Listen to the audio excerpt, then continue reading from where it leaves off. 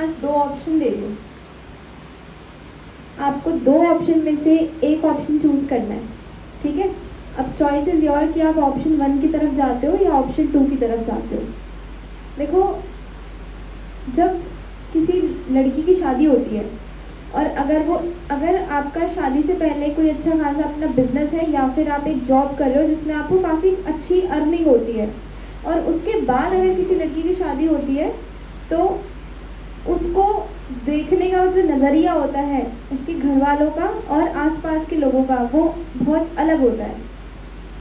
उसमें उसको सम्मान से देखा जाता है।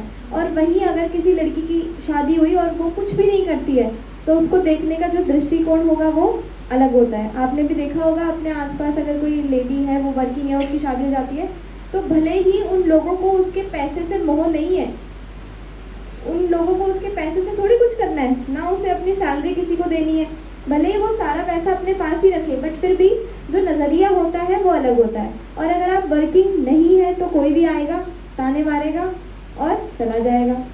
आप कुछ कर सकते हो? नहीं कर सकते, है ना। और आपके पेरेंट्स को बहुत दुख होता है कि जब वो किसी अपनी बेटी को किसी के घर भेजते हैं, हमेशा के लिए उसको किसी के हवाले करते हैं और कोई उसको दुख दे तो वो कुछ भी नहीं कर सकते, ना तो वो आपको घर वापस ला सकते हैं और ना ही आपकी मदद कर सकते हैं। तो ऑप्शन 1 है शादी से पहले अच्छा खासा बिजनेस या अच्छी खासी जॉब जिसमें हम बहुत अच्छा अर्न कर रहे हो। और ऑप्शन नंबर 2 तो आप समझ ही गए होंगे। तो ऑप्शन नंबर 1 अच्छा है या 2? 1 अच्छा है। 1 में भी मुझे इतनी ज़्यादा एनर्जी नहीं दिख रही है आप लोगों के लिए। 1 अच्छा है या 2? 1 अच्छा है ना। क्योंकि हमें क्या करना है, सोसाइटी में अपनी रिस्पेक्ट बनानी है, और वो किसके हाथ में? किसी और के हाथ में? कोई और कुछ कर सकता है उसमें? किसके हाथ में? हमारे ही हाथ में होता है वो, है ना। तो ऑप्शन नंबर 1 या ऑप्शन नंबर 2 ये मैं आप लोगों के ऊपर छोड़ती हूँ। अब आप उस दिन याद करोगे कि अगर आपकी कंडीशन 1 वाली है, इट मीन्स आपने बहुत मेहनत करी है और आज किसी स्टेज पर हो और अपनी रिस्पेक्ट आपने कम्युनिटी में और अपने आसपास के एरिया में जनरेट की है। और नहीं की है, अगर आपका ये ड्रीम है कि बस शादी करनी है, खाना बनाना है, झाड़ू पोछा करना है, इतना ही करना है, तो फिर पढ़ाई की ज़रूरत नहीं है और इस तरह की क्लासेस ज्वाइन करने की भी ज़रूरत नहीं है। क्योंकि यहाँ सॉफ्टलाइन इंस्टीट्यूट में ज़्यादातर गर्ल्स हैं, जो रेशियो है वो गर्ल्स का ज़्यादा है एज कम्पेयर टू बॉयज। लड़कियों का अपना घर नहीं होता। मेरा तो ये अपने लिए मेरा सपना है कि अपने घर के बाहर मैं चाहती हूँ मेरे नाम की नेम प्लेट हो, क्योंकि कई बार मैंने सुना है अपने रिलेटिव्स के मुँह से कि लड़कियों का अपना कोई घर नहीं होता। तो मैं चाहती हूँ आप लोग भी ये सपना देखें और इसको सोच के ही अपने सपनों के लिए काम करें। उसके बाद मैं आपको थोड़ा सा अपनी जर्नी के बारे में बताऊंगी। कई बच्चों ने बोला कि मैम आप इतनी कम एज में इतना कैसे आता है आपको, कुछ भी क्वेश्चन पूछते हैं बता देते हो। तो क्या मैं ऊपर से सीख के आई हूँ, या फिर किसी ने मुझे सिखा दिया 1 घंटे 1 दिन में? नहीं ना। तो मैं आपको थोड़ा सा अपना बताऊंगी। देखो, 2nd क्लास से शुरू कर रही हूँ बताना, उससे पहले का तो मुझे याद नहीं है। तो जो मेरे पेरेंट्स थे ना, वो कहते थे तुझे डॉक्टर बनना है, तुझे डॉक्टर ही बनना है, और 10th में 11th में साइंस लेनी है। 2nd क्लास के बच्चे को क्या ही पता होता है कौन सी 11th, क्या साइंस क्या आर्ट्स। पर जब उन्होंने दिमाग में भर दिया था कि डॉक्टर ही बनना है, डॉक्टर ही बनना है, तो मेरे से कोई भी पूछता था स्कूल में तो मैं बोलती थी डॉक्टर बनना है। जनरली होता है ना, हर क्लास में ज़्यादा भी नहीं तो 5 से 10 बार आपसे पूछ लिया जाता है बेटा क्या बनना चाहते हो, तो फिर हम बोलते हैं कि टीचर बनना है। कई बच्चों का क्वेश्चन होता है टीचर बनना है, बट मैं बोलती थी डॉक्टर बनना है। तो 10th क्लास तक मुझे डॉक्टर ही बनना था, मुझे डॉक्टर ही बनना था। 9th में 10th में कोई पूछता क्या बनना है, डॉक्टर बनना है। उसके लिए क्या करना पड़ेगा मैम, पीसीबी लेंगे, फिजिक्स केमिस्ट्री बायोलॉजी। उसके बाद 10th के बाद 11th आ गई, साइंस ले भी ली, फिजिक्स केमिस्ट्री बायोलॉजी ले भी ली। हमारे स्कूल में ऐसे रूल था कि अगर आपको साइंस लेनी है तो फिर आपको अपना ट्रांसफ़र कराना होगा दूसरे स्कूल में। तो वो ट्रांसफ़र भी हो गया, साइंस भी ले ली। पर वो स्कूल मैं नाम मेंशन नहीं करूँगी, उस स्कूल में मुझे उन्होंने साथ में मैथमेटिक्स भी दे दी कि ऐसा करो आप डॉक्टर के साथ साथ इंजीनियर भी बन जाना। अगर डॉक्टर में आपका नहीं हो पाता तो आप इंजीनियर बन सकते हो। तो मैंने कहा नहीं, मुझे साइंस, मुझे बायोलॉजी ही पढ़नी है, मुझे मैथमेटिक्स पढ़नी ही नहीं है, क्योंकि उससे मेरी परसेंटेज अफेक्ट करेगी ना, 12th की जो परसेंटेज है वो अफेक्ट करेगी। अगर बायोलॉजी के साथ मेरी 90% आनी थी और मैथमेटिक्स से हो सकता है 80 आए या 70 आए, तो फिर मैं सिर्फ एक दिन स्कूल गई, एक दिन स्कूल गई, उसके बाद मैं स्कूल नहीं गई। 9 दिन मैंने घर पे पढ़ाई करी, science with biology with mathematics पढ़ के देखा तो बहुत ज़्यादा प्रेशर और अरे बाप रे, 4 ट्यूशन लगाओ बायोलॉजी के, और उस स्कूल में ना टीचर्स भी अवेलेबल नहीं थे। तो ऑब्वियसली उस स्टेज पर फिर आफ्टर 10 डेज मुझे नविक स्कूल से कॉल आया कि आप, हमारे यहाँ एडमिशन्स ओपन है तो आप कॉमर्स में एडमिशन ले सकते हो। तो फिर उन 10 दिनों में मेरा साइंस से मन भर चुका था, तो फिर मैंने क्या किया, कॉमर्स विद मैथ्स में अपने आप को इनरोल करा लिया, क्योंकि वहाँ पर ये स्कूल था कि कॉमर्स तो पढ़नी है बट विदाउट मैथ्स नहीं, और mathematics is my favourite subject because I got 91 marks in my 10th examination in mathematics. तो कॉमर्स ले लिया। अब कॉमर्स ले लिया तो अब क्या बनना है, तो मैं, जैसे कोई पूछता था मैं बोलती थी मुझे बैंक मैनेजर बनना है, या फिर 1-2 बार मैंने गलती से कह दिया सीए बनना है, क्योंकि कुछ तो बोलना ही है ना। आप लोग तो फिर भी कुछ नहीं बोलते, सर कुछ नहीं पता, हमें तो डर रहता था भाई, इतने पढ़ने लिखने वाले बच्चे अगर हम बोलेंगे कि कुछ नहीं बनना तो थोड़ा सा होता है ना, तो हम बोल दे देते कि बैंक मैनेजर बनना है। किसी ने देखा है 5 साल 10 साल पढ़े बैंक मैनेजर बनना है, आपको 11th-12th पूछता क्या बनना है, बैंक मैनेजर बनना है या सीए बनना है, ठीक है। और मैं फाइनली हूँ क्या, अभी मैं टीचर हूँ, है ना। तो ऐसे होता है कि वो जो गोल है ना वो स्टेज बाय स्टेज चेंज होता है, बट वो एक एज तक होता है। उसके बाद ये एज ऐसी है कि अब हमें फाइनल डिसीजन करना पड़ेगा कि अब हमें एक्चुअली क्या करना है। तो देखो, जब मैं 10th में थी तो मुझे बहुत अच्छे से याद है, मैं बहुत ज़्यादा लाइक मैं मिडिल क्लास फैमिली से बिलोंग करती हूँ। जब मैं 10th में थी तो 10th तक तो सब कुछ ठीक रहा। 9th और 10th में जो मेरा ट्यूशन था, मैंने सिर्फ एक मैथमेटिक्स का ट्यूशन लिया और 500 रुपये महीना उसकी फ़ीस जाती थी। तो जैसे जैसे वो तो अरेंज हो जाती थी, लेकिन जब 11th क्लास आई तो मुझे अकाउंट्स का ट्यूशन भी लेना था और मैथमेटिक्स का भी। तो जो मेरी फ़ीस थी वो 500 रुपये से बढ़ के 1200 रुपये हो गई, मतलब मोर देन ट्वाइस, 2 गुना से भी ज़्यादा हो गई। अब वो थोड़ा सा बर्डन आ गया कि इतना ज़्यादा हम अफोर्ड नहीं कर सकते थे, जो मेरे पापा थे वो इतना अफोर्ड नहीं कर सकते थे। और 10th के बाद, जब 10th के बोर्ड्स एग्ज़ाम्स होते हैं तो आप में से कई बच्चों ने 10th के बाद ज्वाइन किया है, कई बच्चों ने 12th के बाद ज्वाइन किया, या उसके भी बाद बच्चे आते हैं आफ्टर ग्रेजुएशन की वहाँ मुझे 3 मंथ्स का बेसिक कोर्स करना है। हमारा क्या था, हमारे केस में हमने आफ्टर 10th, जिस दिन मेरा लास्ट बोर्ड एग्ज़ाम था ना, 2 अप्रैल को मेरा संस्कृत का एग्ज़ाम था, उसी दिन मैंने सॉफ्ट लाइन ज्वाइन किया और उसी दिन से मेरी जो ज़िंदगी थी वो बदल गई। अभी बताऊँगी मैं आपको कैसे बदली। सिर्फ ज्वाइन करने से ही नहीं होता, काम भी करना पड़ता है उसके लिए। तो ज्वाइन किया कि मम्मी मुझे ना एक भी दिन वेस्ट नहीं करना, मैं उसी दिन से ज्वाइन करूँगी, मेरा ये थी, सच में मेरी जो स्टेटमेंट थी वो ये थी। तो सेम डे से ज्वाइन किया, 6 मंथ का कोर्स किया। तो जब ज्वाइन किया तो स्टार्टिंग में तो ऐसा लगता था कहाँ एडमिशन ले लिया, एक भी दिन छुट्टी नहीं करेंगे कहीं वो एक दिन कोर्स ना बढ़ जाए, वरना फिर एक दिन और एक्स्ट्रा जाना पड़ेगा अगर मैं एक दिन ऑफ ले लेती हूँ तो। क्योंकि जैसे स्टार्टिंग में ना बहुत डर लगता है कि कहाँ एडमिशन ले लिया, इतनी डांट पड़ती है, बट अब समझ में, अब नहीं, बहुत पहले ही समझ में आ गया था आफ्टर 6 मंथ ही कि जो भी है बहुत अच्छा है और हमारे लिए ही है।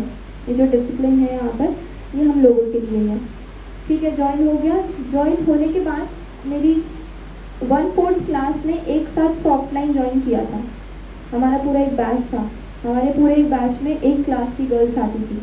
तो वो जो 6 मंथ का कोर्स था, साथ में फ्रेंड्स के साथ आना जाना। अब फ्रेंड्स में आप समझते हो कैसे होता है, हंसी मजाक ज़्यादा चलता है। तो जो मेरे वो नोट्स थे ना वो अच्छे नहीं थे, क्योंकि ध्यान ज़्यादातर फ्रेंड्स पे रहता था। 6 मंथ का कोर्स फिनिश करने के बाद मैंने 1 ईयर का कोर्स ज्वाइन किया, DCA, कि मुझे आगे कुछ करना है। और मेरे फ्रेंड्स में से किसी एक ने भी रीज्वाइन नहीं किया, सिर्फ मैंने किया। उसका नतीजा आप आज देख सकते हो। तो अब क्या हुआ, डबल बर्डन आ गया, इंस्टीट्यूट की फीस भी देनी है और ट्यूशन की फीस भी देनी है। तो 2-3 महीने हो गए थे, बड़ा परेशान। 11th क्लास में थी मैं उस टाइम पे, बड़ा परेशान, यार फीस तो अरेंज हो ही नहीं पा रही है, क्या करूँ कैसे करूँ। हालांकि मेरे टीचर्स इतने अच्छे रहे हैं, उन्होंने कभी भी मुझे प्रेशराइज नहीं किया फीस के लिए, बट हाँ मैंने फाइनेंशियल डिफ़िकल्टीज फेस की है। तो फिर मैंने उस स्टेज पे सोचा कि ऐसे तो काम नहीं चलेगा, मुझे कुछ ना कुछ तो करना ही पड़ेगा। ट्यूशन पढ़ाना शुरू कर दिया, छोटे बच्चों को ट्यूशन पढ़ाना शुरू कर दिया। ट्यूशन पढ़ाया तो मेरा जो स्केड्यूल था मैं आपको बता देती हूँ। When I was in 11th and 12th, morning 7:30 मैं स्कूल के लिए जाती थी और बाय वॉक जाती थी। हार्डली मुझे 30 मिनट्स लगते थे स्कूल पहुँचने में। 7:30 बजे घर से निकलना, और दुनिया के सारे स्कूल की छुट्टी 2 बजे हो जाती है, पर मेरे स्कूल की छुट्टी 2:30 बजे होती थी। मुझे जहाँ टाइम और चाहिए था वहाँ आधा घंटा और देना पड़ रहा था। 2:30 बजे ऑफ होता था। ऑफ करने के बाद 3 से 4 मैं अपनी कंप्यूटर क्लास करती थी, ठीक है। 3 से 4 कंप्यूटर क्लास करने के बाद 4 to 5:30 मैं होम ट्यूशन देती थी। उसके बाद 5:30 to 6:30 मेरा खुद का मैथमेटिक्स का ट्यूशन होता था, जो मैंने मैथ्स और अकाउंट्स के ट्यूशन लगाए हुए थे। और आफ्टर दैट 7 to 8 मेरी फिर से क्लास होती थी सॉफ्टलाइन इंस्टीट्यूट में, फिर से मैं यहाँ पर पढ़ने आती थी। और 8 बजे से 9:30 बजे तक मैं बच्चों को ट्यूशन पढ़ाती थी। इस तरह से अर्निंग की 2 साल, और उसी अर्निंग से अपनी फ़ीस पे करी। तो जब मेरी फर्स्ट फीस आई थी तो मैंने अपने मैथ्स वाले सर को भी ले जाके दी, सर ये मेरी फर्स्ट अर्निंग है। और सैनी सर को भी, सर ये मेरी फर्स्ट फीस है जिससे मैं अपनी फ़ीस पे कर रही हूँ। तो बहुत खुश हुए दोनों ही टीचर्स। वो दिन मुझे अच्छे से याद है, मतलब वो पूरा मूवमेंट होता है ना, वो बहुत अच्छे से याद रहता है। तो फिर ऐसे ही चलता रहा, तो ठीक हो गया। 11th और 12th में ऐसे ही किया मैंने। दोनों साल मुझे पता नहीं चला कि क्या हुआ। सुबह 6:30 बजे ज़िंदगी शुरू होती थी और रात को 11-12 बजे तक वही स्कूल का काम भी करना है, नेक्स्ट डे एग्जामिनेशंस भी है, यूनिट टेस्ट भी है, काफ़ी सारी चीज़ें होती हैं।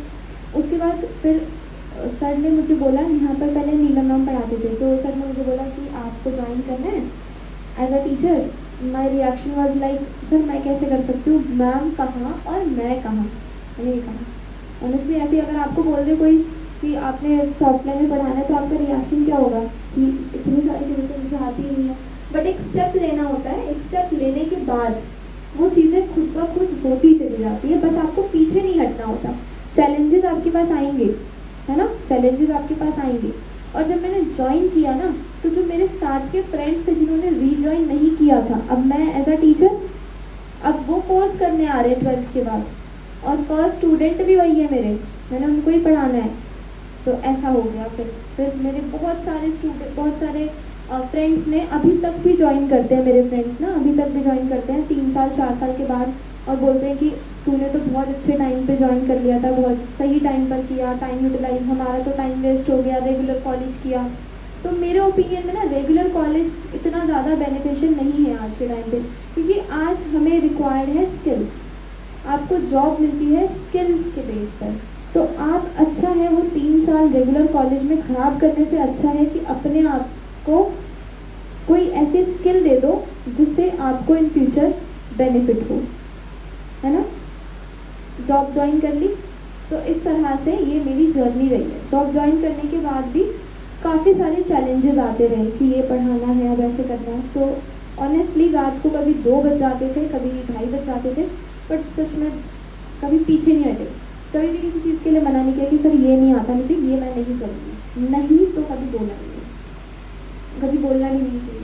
आपको नहीं आता, ठीक है, आपके पास फैसिलिटीज़ तो है, यूट्यूब है, सबके पास होगा, तो सर्च नहीं कर सकते? दिमाग तो सबको दिया है भगवान ने, क्या हम वो गेम्स में लगा सकते हैं या सोशल मीडिया पर लगा सकते हैं?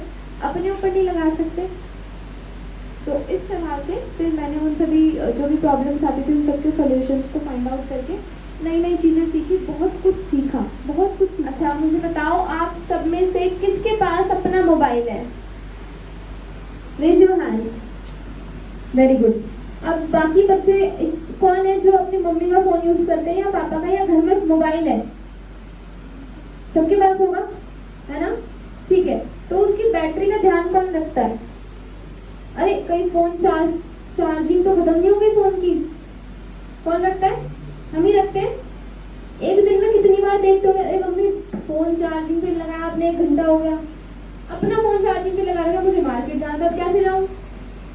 या फिर फ़ोन चार्जिंग पे लगा दिया पर वो जो बटन था वो ऑन नहीं किया, या फिर भाई ने बटन ऑफ कर दिया गलती से, किया 1 घंटे से मेरा फ़ोन चार्ज नहीं हुआ। कितना गुस्सा आता है, बहुत ज़्यादा, दिमाग ख़राब हो जाता है। तो डेली आप लोग फ़ोन चार्ज करते हो अपना, बैटरी का ध्यान कौन रखता है? हम ही रखते हैं। हम अपने फ़ोन की बैटरी को डाई होने नहीं दे सकते। आप लोग गारंटेड है स्विच ऑफ होने से पहले फ़ोन चार्ज कर लेते होंगे, मैं भी कर लेती हूँ। तो जब हम अपने फ़ोन की बैटरी तक को डाई नहीं होने दे सकते, तो ये तो हमारे सपने हैं। तो फिर आपको क्यों किसी की ज़रूरत है कि कोई रोज़ आए और आपको उठाए और बोले भैया पढ़ लो, तुम्हें एग्ज़ाम देना है, या पढ़ लो, तुम्हें कुछ करना है, कुछ बनना है। Why motivation is required in your life? किसी के पास कुछ भी आंसर नहीं है। आप अपनी बैटरी को डाई होने नहीं दे सकते, पर अपने ड्रीम्स को डाई होने दे सकते हो? नहीं ना। बट वो हमें याद नहीं रहता कि हमें कुछ करना है, पढ़ना है, वो याद नहीं रहता। जैसे पहले के जो टीचर्स थे उनका डायलॉग होता था, बेटा होमवर्क करना भूल गए, खाना खाना तो नहीं भूले होंगे, है ना। अब मैं बोलती हूँ फ़ोन चार्ज करना तो नहीं भूले होंगे, होमवर्क करना भूल गए।